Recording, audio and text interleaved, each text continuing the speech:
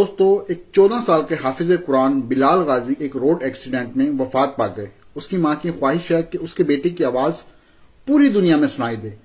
तो दोस्तों, मैं सदका जारिया के तौर पर और उस मां के लिए ये एक तिलावत, उस बच्चे की तिलावत साथ लगा रहा हूं। ये वीडियो देखें, अगर आपको पसंद आए तो सदका जारिया के तौर पर और उस मां की ख्वाहिश के तौर पर इस वीडियो को आगे शेयर जरूर कीजिएगा।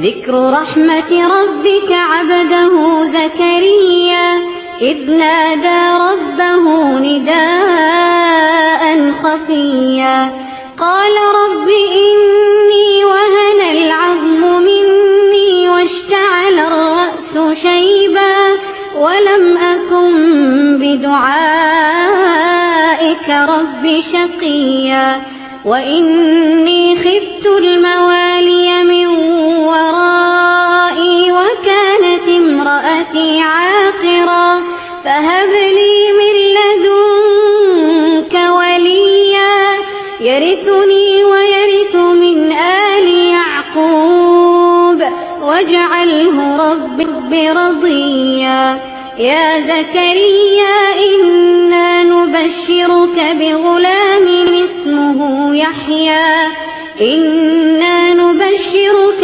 بغلام اسمه يحيى لم نجعل له من قبل سميا قال رب أنى يكون لي غلام وكانت امرأتي عاقرا